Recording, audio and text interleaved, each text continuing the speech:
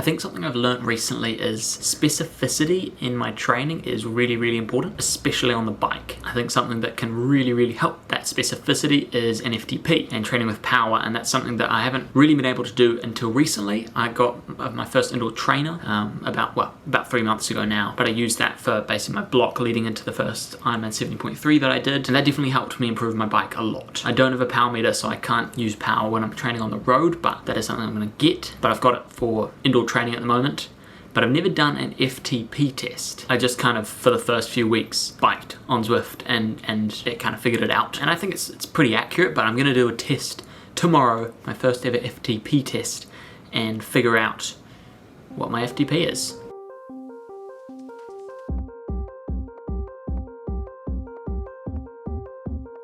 Okay, so this is the issue. Trying to put my bike onto the trainer so I can do my FTP test. It's the through axle is just not going through. This should be coming through right to the end here, but it's just not. So I got the wheel back on and that worked fine. So I don't know why it's not working on here. Bike shop time. Great success.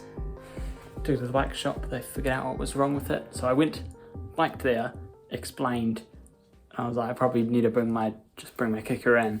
I hoped maybe they could, I don't know, figure out what was wrong with it without seeing my kicker, but they could not. So biked there, walked back with my kicker. They figured it out, they solved it. Walked back home with my kicker, walked back to the bike shop, biked back home, all in 46 minutes. So yeah, really good to have that sorted. Picked up a couple of things that I needed as well from the bike store. So yeah, all is good. Now it's time to do an FTP test. Okay, I'm doing it on sweaty. Jeez, that's crazy. I'm doing it on Zwift.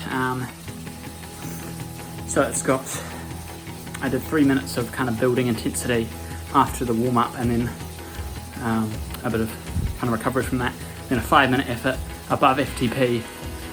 It said so I don't use the anaerobic system as much during the test, so it's mostly just aerobic. Hopefully that's going to help me get a more accurate FTP reading. Yeah, so that's 10 minutes recovery from that, and then into the 20-minute test. Yeah, it's going to hurt. It's going to be brutal, but just 20 minutes, that's not too long, so I can, push for that, and we'll see how it goes and what I get. 16th of March 2024, FTP test, my first FTP test. Here we go.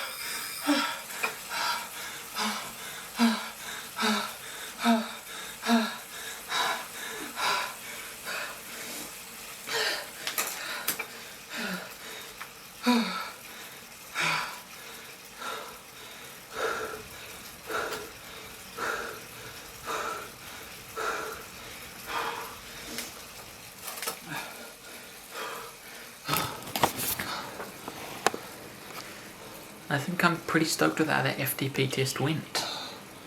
I think I probably started a little bit too conservatively. In my head I thought 220 watts was kind of what I'd want to aim for. So I started around 200 watts and then kind of built into it a little bit. But by the end, so the last sort of 2 or 3 minutes, I was pushing around 400 watts, and I think I probably shouldn't really have that much energy left at the end of an FTP test. But it's the first one that I've done, so it's alright to get the pacing slightly wrong. Got 228 watts for my FTP, 240 watts for the 20 minutes. So I think, yeah, 230 to me seems like a good number to go for. Bumped it up a little bit to maybe account for a little bit of that pacing error, and also it's just a round number, so it's a bit nicer.